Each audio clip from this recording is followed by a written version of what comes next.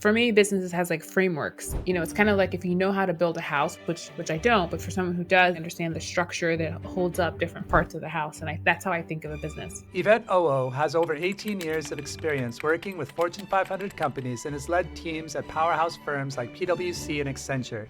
So, before we get into the first 100 days, could you talk a little bit about like your background in YOLO companies and this acquisition? Like, can you kind of lay the groundwork for us? Yeah, so my background, I went to an undergrad. I graduated with bachelor's in business and liberal arts. I liked school. Yeah, I went into strategy consulting and had on the side always a different business. So, I would say I was always meant to be an entrepreneur. I just didn't get the feedback and the support. So I had like 10 businesses the summer of my when I was 10, and that was like I had two favorite summers, that summer and then the summer before college, and I partied a lot. So I went to Accenture, I did corporate strategy. I worked with senior people in accounting functions, actually lots of functions. I reported to every role in the C-suite that existed previous to then. I'd worked with a lot of the Fortune, 10 companies, Fortune 50 companies. And then I quit because I was about to make managing director, and I was like, "You've been wanting to lead to be an entrepreneur, like you need to go, honey." And then when I left and I wanted to work with smaller businesses, working with like 1 to 20 million in revenue, so that's a big jump. But in my career, I've worked in so many industries, financial services, insurance, um, federal government, logistics, oil and gas. So I worked with so many different industries. And then when I went to smaller businesses, for me, businesses has like frameworks, and it's kind of like if you know how to build a house, which I don't, but for someone who does, they understand the structure that holds up different parts of the house, and that's how I think of a business. And so I was helping them grow while also taking care of my health. It was really severe at that point. I actually qualified for disability at the same time that I started that business, and had to bring myself up from being able to sit up like just 3 hours a day. You mentioned that you're dealing with some health issues for over a decade now, and you're also high performer at your work, both at Accenture and then as you went out on your own, not running one company, but now multiple companies. How do you balance that dealing with, because like we can all relate to some degree, but it's quite extreme, I think, to be the very top in many respects and then have this challenge. Could you talk a little bit about that? I mean, it's really hard. I love that so many people have come out now who are in the Olympics and are like, I have anxiety or depression and I'm still here. Right. And so I think the hardest challenge is that people confuse strength in one area of your life for strength in another. So for the last year, I've actually had a knee brace on every day. And even just walking with people, they'll be walking pretty far ahead of me. And most people, if I say like, hey, I need to slow down, they don't slow down. They just keep walking at the same pace. And so the biggest challenge is actually people seeing you as a whole person. And, Friday I was just like, I only call people where I was just like, I just want to know that you care about me. I don't want to hear about solutions. I just want to know that you care about me. And, or if I call, she always picks up. Or if we send voice memos, my best friend. And if she's like, if I'm not okay, she always checks in. Like, so I think what has really helped in this season and what has helped me with the most calm and clear thinking are the friends that see me as a human being, not a human doing. So the people who want to be there for you choose to be there for you. So really taking care of myself and making myself number one, which is definitely recently learned skill. How do you manage your days though? Because you're running a couple of companies, you're super busy. How do you structure your day as far as like start and end and when to know when to call it quits for the day? So I track things. So I track my sleep with this ring. At home, I have a mat under my bed where I track my sleep, because that's like I realize apart from mindset, that's the most fundamental thing I can do. Then everything else is. And the fact is, even when I was doing like $2 billion deals, I still woke up at the exact same time that I do now. So there's what everyone thinks you should do, and then there's what works for you. I remember working at a deal where I worked half the time everyone else did, but my intensity when I work is actually really high. So I usually start around 8 or 9. My intensity is super high, and I end anywhere between like 5 and 6, depending on what's going on. But if there's something that I'm super excited about, I'll go a little bit later. But I've also recognized that if I go later, I take longer to wind down. So then I don't sleep as early. And if I don't sleep as early after about 3 days, I can see my productivity go down. My body pain is significantly higher.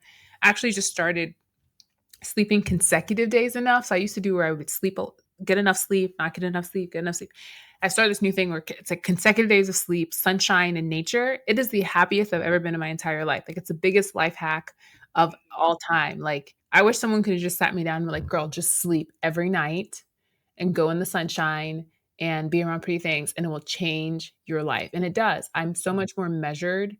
Um, like with the stuff that's been happening this week, it's been this huge transition. I've got one staff member going out, two coming in. So many things are like balls are being dropped left and right. But we just had a great business update team meeting. Someone won our champion award. Um, and I can see the future and I'm focused on the next steps. I'm doing some things that honestly are not fun, but need to be done. But I'm doing them like, all right, I'm doing this to get here. Right.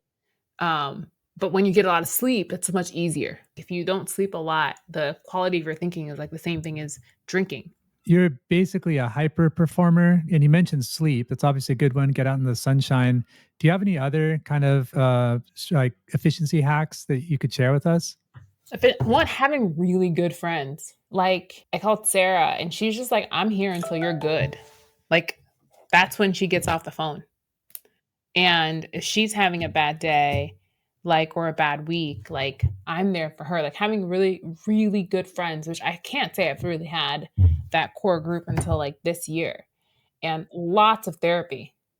I mean, I also had like some pretty traumatic childhood, like the severity of the trauma is like, how is she not a drug addict or bipolar? Not that that's bad or schizophrenic, but just like, how is she functioning? And I've, been through my own high functioning depression and a bunch of stuff, but like having really good friends because, and the reason that hack is so Friday was okay. And this is a friend of mine explained this really well. He also been through a lot of therapy. He's like that your mind is super logical, super fast, but your feelings are going to take more time to catch up. And he was like, you're not very patient with your feelings. And I was like, that's really insightful. So when I got news, I didn't try to solve the problem. I made one of the first thing I focused on was my feelings. So Friday, if what 6:15, I got some news and I was in a meeting and I was like talking to someone. I was like, this meeting's over. We'll talk on Sunday. I just went through the list and then I was like, our goal is to stay calm and get sleep. And then Saturday morning, we do a morning walk every Saturday. We're going to do our normal morning walk with the group. It's 5 miles. It's also a physical challenge for me because it's hard to walk that much with my um, knee and other body issues. And it's energizing. So I was like, I did the walk, I did my stretch, and then I went home and I was like, okay, I need to now pack. A friend came, helped me move a box because I was shipping stuff so I wouldn't have to carry stuff. But back to efficiency, because I spent Friday taking care of myself, like there were these logistics that needed to happen. Like, okay, get the shipping thing to USPS and get it out. I was able to do those because I was able to focus on the things that need to get done. And I still understand my emotions need to be taken care of rather than being like just all over this place. So I made my emotions and my self care. And then I actually made two rules. I can't remember rule number two, but it was good. Rule number one was that as I'm dealing with this, my health and my happiness are the number one. So because I was able to not address like solve, but just like be present with my emotions and have that support, I was able to be more clear and logical in my execution. I would say sleep is huge, having good quality friends, and sometimes you got to pay the first friends. It's called therapy or a business coach. Some of them are paid, and that's not a bad thing.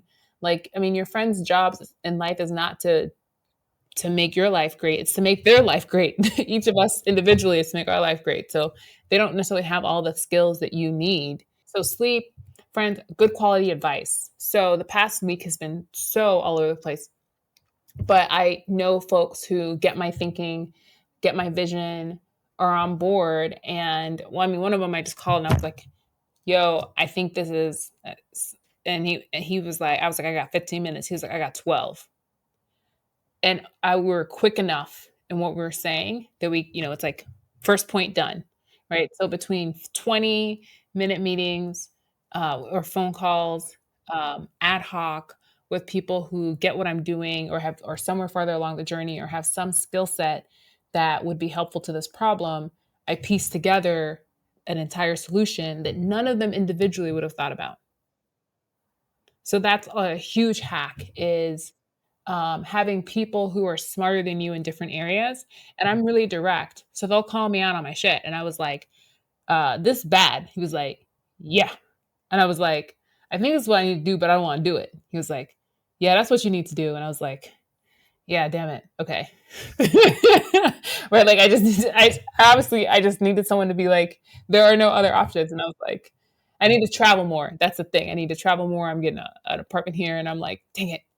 Um, but it is what it is, right? And so that's another efficiency hack. And I've had that ever since I worked. I used to do something which is great as it's super easy to do as an employee, especially in a big company. You find someone that has a skill, compliment them on, and ask them if they're open to once a month 30-minute mentoring with an agenda. And if there's no agenda, you'll cancel the meeting. You'll never waste their time.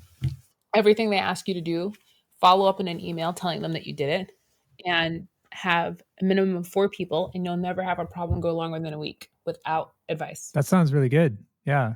Yeah, it's much harder as an entrepreneur because for an entrepreneur, time is money. So do not message, I'm going to pick your brain. It is, I know people say that a lot, especially if you're coming out like business school or if you've been employed, it's like super cool. Like, oh, say I'm going to pick your brain. It's for someone who's an entrepreneur or like when people say that, I literally imagine my brain being cut open and someone with a spoon being like, I don't care enough about you. I'm going to take it from you and I'm going to give it to myself. Okay. And so do not say that. So specific language. Well, not only is it specific language, but also if you're coming from like an MBA or you're an employee, what you don't realize is the people you are talking to, who are like managers or other managers of the company, they're actually paid to help you. That's part of the reason they're helping you. So you don't think that part of company culture is that you try to get people to mentor other people, right? But when you're asking someone who works at a different company, you're saying you have limited amount of time. It could be health, it could be kids, it could be that you just like to party a lot, it could be that you're dating, it could be you want to travel. I need the one thing you can never have back, which is your time. And the one resource that's even more scarce, which is your attention. That's what you're asking for. And then you send a text that is not unique. Tons of people send it to the same person. It shows a lack of research. Like, but you can't watch a podcast. Like even just the effort to be like, oh, I watch it at 2x speed, folks. If it's an hour, 2x speed demo. And then find something useful. Like seriously, if you can't watch something at 2x speed that someone has talked to, why should they talk to you? Like, why do you think your question is so absolutely unique? Is your question so absolutely unique or are you just not willing to put in the work? And if you're not willing to put in the work, well, why do you need the advice anyway? Because you're not going to do it. You mentioned that you have a workshop on acquiring a company, and we can link to that in the show notes if you like. Could you give us like an overview for those listening? How do you go about success? Because you're a successful acquisition entrepreneur. Yes, that's great. So it's called How to Buy an Accounting Practice. A lot of, or something like that, Accenture accounting company, a lot of it is can still works if it's not an accounting company. It's in the show notes. Real talk. If you can't watch it, just don't DM me. So everyone has their own angles of how they do it. I did what's called direct outreach, or if you want to sound fancier, proprietary outreach, but it's just cold emailing, cold calling, cold walking into just asking a bunch of strangers if they'll sell your business. um, and I did a little bit of that, but I did mostly brokered. And so if you think of like, for those who aren't in it, if you think of if you're selling a house, you can go to someone's house and just be like, yo, can I buy your house? But if someone's already put on the market, they're probably more committed to selling. And a broker, for the most part, is a real estate agent. I mean, in the sense that the commission, it's a commission-based structure. More so as deals get bigger, you get a banker. As the deals get bigger and bigger, you get an investment banker. But they make money for the most part by selling you something that could be good or bad. So I had a team, and we would look at about 435 businesses every week. We still do. I'm so ready for the next one. So if you have a great accounting business that has over 50% bookkeeping, look me up. You don't have to watch the thing. Just DM me. Over 50% bookkeeping, 50 or higher. That's really important. Um, but yeah, so we looked at a ton of businesses, and of those, in a normal week, maybe 100, 125 were accounting practices. So to tell you all this, that means we track stats on all of this. And so it's like a funnel. So we track the stats like a funnel. So we start with a number of businesses within accounting, then within the ones that fit, and then you reach out to the broker. I talk to the broker for a little bit, talk to the owner. Along that way, I'm also doing debt coverage service calculations, some financial modeling, maybe talking to the bank. Um, so all at the same time. So that's another thing is like people will be like, well, I don't want staff, I don't know how to manage interns. And I'm like, yo, when you acquire a company, you're going to get a whole bunch of staff who don't know you, don't care about you, and you're the step parent. If you can explain your strategy to smart 19-year-olds or 20-year-olds, MBAs can be a little bit harder. Even sometimes people who are like, oh, I want to do search, I want to intern, but they're like, oh, I want to do the sexy work, which is what most people want. It's like, yeah, most work isn't that sexy. Everyone thinks consulting is really sexy because you travel until you travel. And then you were like, do you know how much time I spent wasting in the airports, in cabs to the airport?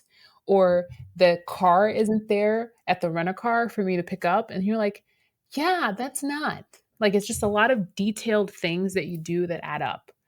So that's what I would say is I go through the process and I talk about things that are accounting specific, but that process overall works for any industry. And was there any advice or common kind of misconception that you came across that you thought actually you learned a better way, or is there anything you want to correct our thinking on regarding acquisition entrepreneurship? Ugh, so many. But I would just basically say the biggest thing that the two biggest is one is reps.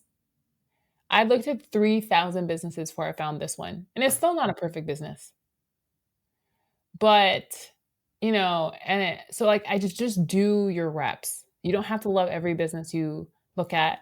You definitely don't have to love every business you talk to a broker about. Like you just got to put in your reps. Like actually the process of buying a business has made so many things in life easier because I realized that like, oh, yeah, to get better at this, I just need to do more of it.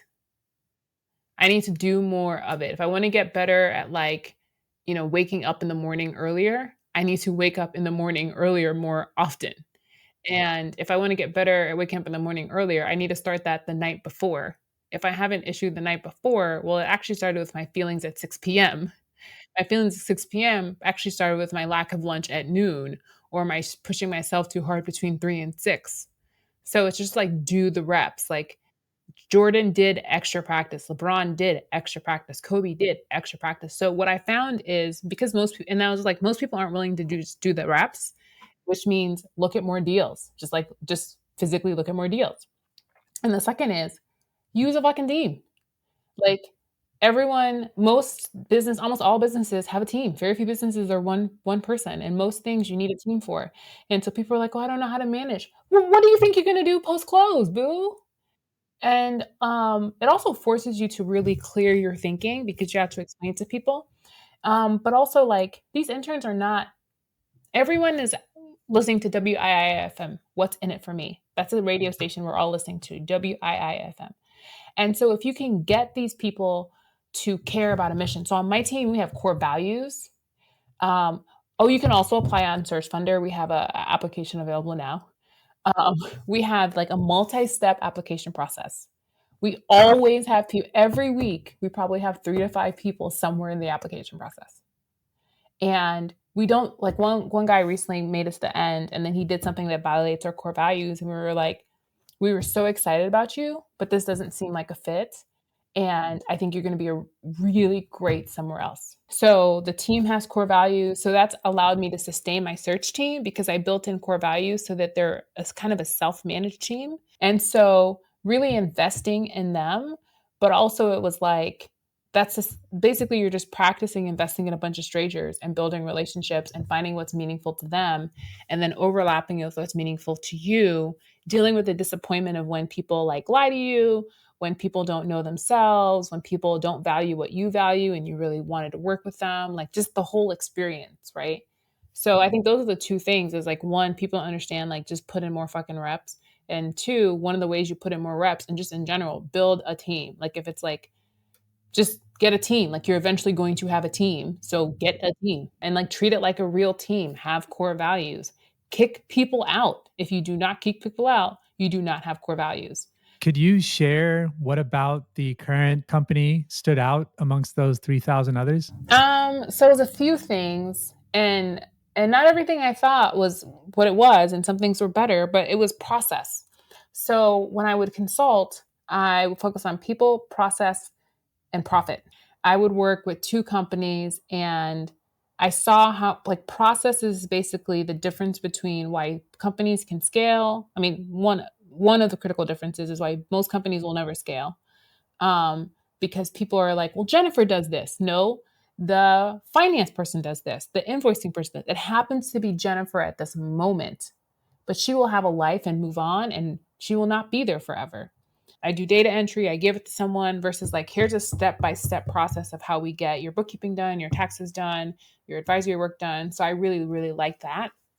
And then I also wanted a certain level of managers. So I want a certain volume of managers at minimum. I like that I had the option to stay with a location or not, or go to a smaller location or go fully remote, depending on what made sense also for the client base. Cause I mean, you got to, at the end of the day, like you need clients. Like that's how you make money. That's who you help. Could you share what it was like getting that deal? You went through the LOI. Was it pretty smooth? Were there some surprises in the like acquisition process? I am a stronger person for it. There were so many surprises. I don't know if this will happen on my business coach. There were times I was just like, do I need this deal? I remember the day before close, my lawyer was like, I think you should walk away. I'm like, are you serious? Can you please continue with next steps? So, and then the seller was really stressed too because the deal went into tax season. So then he pushed it. Most people would have probably given up then, but I was like, I'm committed.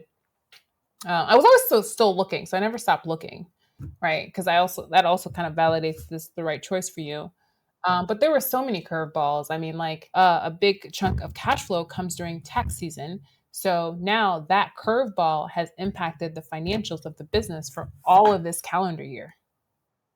So that was one. There was a lot of miscommunication in just like communication styles between my corporate background, generational communication styles, cultural communication styles from different cities. The financing side, I thought I had a lender I had a good relationship with, and then the lender was like inappropriately touching me. And I was like, oh, this person has been subtly saying inappropriate things, and I've been blowing them over. And now we're at a conference, and like, you keep touching my shoulders and coming up behind me. And I was just like, I had to send an email being like, I had previously said, I do not want you to touch me, touch my hair. Do not do that. You may not care about that, but I want you to know that people are asking questions and it will reduce the number of leads that you have. And then you get the like, oh, I didn't know. It's like, you didn't? I've used these words before. You can't reply like, oh, I did know and I just validated your boundary. I mean, you can, but, and then later on, after talking to several of the person's coworkers, they were like, dang it, I wish we had known because this was like no one's surprised.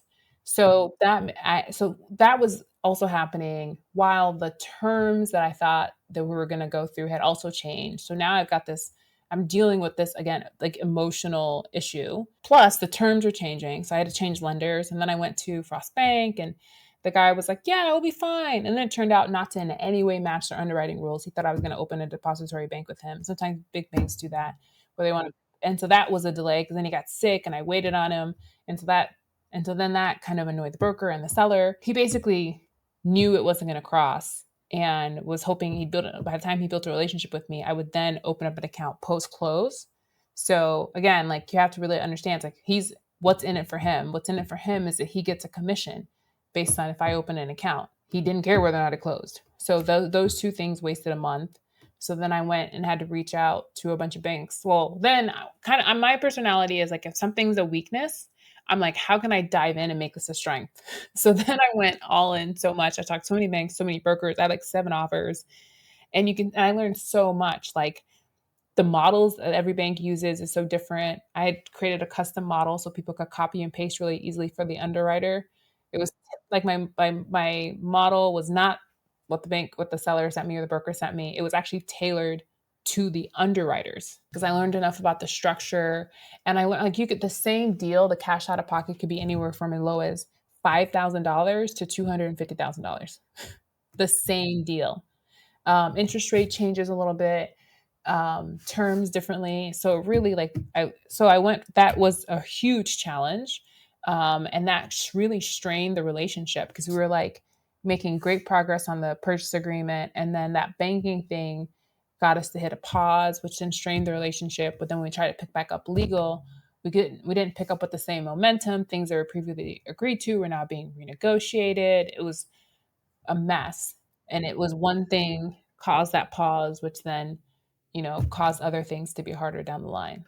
Well, congratulations on getting through all that. And here you are past your first 100 days. Could you talk to us about getting the keys and walking in, having your first group meeting, your team meeting, and what has it been like? The first 100 days starts like 30 days before that. So I did really detailed transition planning. So I'd done M&A deals, the largest one being planning the integration of 2 business units through the reason for a $2 billion deal. So I've seen really complex M&A deals. And I know that most like corporate M&A actually don't realize enterprise value, which basically means the money isn't worth it. And that's a big part. One of the biggest reasons is people. Like I was writing a paper on it at one point. And so I worked really, really hard on a transition plan that was tailored for this specific company. I reviewed it with the seller. I don't think he's ever, no, I know for a fact he's never had as many meetings in his life as in the month before and the first 2 months after I bought this company. um, but it was so tailored. There are things that I thought would be fun. They were like, this sounds like we're being graded and potentially fired. I was like, oh, you don't like assessment so you can learn more about yourself? They're like, no. So really having a really detailed, and I've posted this on Twitter and LinkedIn about it, transition plan in advance. Really detailed. We had like pulse surveys, like week 1, what are you feeling? Which week 2 was like, oh my God, I'm more excited about this company than I've ever been. And that was because we had planned. Um, but it's still gonna suck. Like just to be clear, like the whole thing is still gonna suck. The team's still not gonna trust you. It's just going to be smoother. Like you signed up for a bumpy road, so it's still going to be bumpy. So having the transition plan was super important. We had, the ownership transition, sorry, the employment contracts, ready day one. We made an effort. I really made an effort to invest in building relationships with the team very early on. So I did a one-on-one, it's very lunch with every single team member. And I just listened to them. I asked them questions. Everyone's scared. And I was like, I know you're scared. You probably think I'm going to fire you. So I would just say out loud, like what was happening. Like, you probably think I'm going to fire you. You're still here. Like people don't actually believe you. Like, you don't believe me. I get it. So I was like, okay, well, let's like, at one point I was like, let's factually put the stats on the board of what happened with that deal, with that company. Like, first of all, that company is worse than yours. Like their processes are bad. Like they started bad. The person who bought it doesn't understand the industry. They had never had any industry experience. They never showed up. Like this business is different. The seller is different. The buyer is different. Okay, the logic wasn't working. I was like, all right, we throw that out the window. So now I was just like, all right, don't trust me.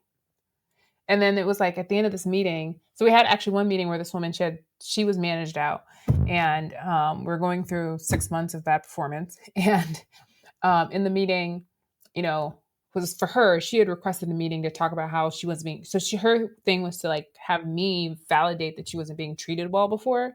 But all it did was cause us to find 50 pages of not find, but print 50 pages, 30, maybe 30 pages of documentation showing bad performance for a year and a half. Um, and read it to her and then she take notes on it. And so what they saw was like my tenacity. Like then there was the crying to get out of it, and I was like, do you need help? How can we support you? And then it was like, wait, oh, if I cry, you'll ask how you can help. I don't just get out of the meeting. So at the end of it, I remember saying to everyone, like, what'd you get out of this? Because I like to make everything teaching. And one of them was like, honestly, The biggest thing I got is that you actually know that I don't trust you, and that's okay. You're not mad at me for it. There's no expectation. Like, you know that it's going to be built. I even said, you don't even ever have to trust me. Like, we can actually win, and you don't trust me the whole time. You can trust me as it happens. I'm still winning. Like, we're still winning. We're still moving forward. So I would say the transition plan is really important. Addressing performance issues, like, it's going to be hard, and like all the books will tell you, don't change anything for the first 100 days. I think that's BS. If you don't know anything about the business, then yeah, because you don't know what you're messing up. But that's why you want to know as much about the industry beforehand. That's why I had an accounting company before I bought an accounting company. I was already in accounting associations already, whatever. So that's why, like, I never said, like, I'm not going to change anything. The only thing I can guarantee is that I'm going to make mistakes. So for the first 100 days, I would say have a very solid plan. Performance issues, take them seriously. They only get worse. And if you show people from the very beginning that you tolerate bad performance, a year down the line, it's going to be harder to justify why you need to now raise performance or why that is no longer culture. Well, you've already told people before you came in and you were like, it is okay to do piss poor work. Well, how'd you say that? By not addressing it, by not writing it down, by not having a performance discussion, by not having any transparency, by not having that person managed out. Like, you made it okay. So now a year from now, you think you're gonna just turn on the switch. And it's like, well, now were you lying for the first year? Were you lying for the first 100 days? So you got to come in knowing as much as you can, learning as much as you can. But I would definitely say, do not play around with performance issues, but also don't assume. Don't assume that just because they said someone's a bad performer, that person is. You may have a different assessment of performance than they do. Or you may just be able to unlock people's talents in a different way. So really go after the data. There are so many things, and accounting isn't an industry that loves change. And I was talking to a friend of mine recently, who again also buys a bunch of firms, and we was talking about this firm, and he bought it, and he was like, everybody has to pay before they get their tax returns. The team was like, oh my God, we're gonna lose all our clients. He said only 5 or 6 people out of 300 complained. So he was like, the team is not like, my team regularly disagrees with me, like every day. And so one of them, I'm just like, they're like, somebody was saying like, oh, what about, how we're not going to work Saturdays next week? I was like, do any of y'all believe me when I say that? I was like, the next year, sorry, during tax season. They're kind of like, no, they don't. Right? But I'm not. So I think for that first 100 days, I would say the transition plan, knowing the business, do not play around with performance issues and really look at the data, because people will tell you things are better than they are. People will tell you things are worse than they are, and you will have a different lens. So even if in their eyes that was bad, maybe for you, that's a good thing because your business strategy is different or your people strategy is different. So you need to, and when I mean go for the data, I mean, if people tell you like I heard it was like all the clients get mad about this. I said, how many? It was 5 in a year. If we have 1,400, 5 is not that many, right? That's data. When we get from the emotion, we get to it's 5, right? And so really focusing on the data and then just investing in people. Yeah, like you mentioned earlier about people walking ahead of you. Like if they don't want to be there, that's their choice, and you can kind of increase the conflict by trying to force them to do what they're communicating they don't want to do. Apparently, was there anything that we didn't touch on? Your background, acquisition, first 100 days, or anything else that you wanted to highlight? I talked about the gold star. Yep, yeah, we did. Yeah. No, I mean, I wanted the first 100 days. No, I mean, I think that was pretty good. I don't know if there's anything else that you're curious to hear about. I will say people reach out to me. If you're going to reach out to me to ask how to buy an accounting firm, watch the video. Right. Yeah, we'll put that in the show notes for sure.